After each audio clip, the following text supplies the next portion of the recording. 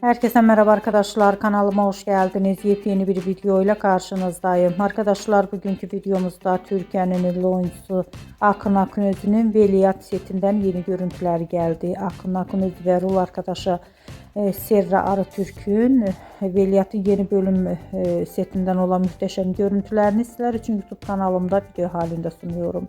Umarım beğenirsiniz. Arkadaşlar, videomu beğendiyseniz kanalımı izlemeyi ve bildirim butonuna basmayı unutmayın.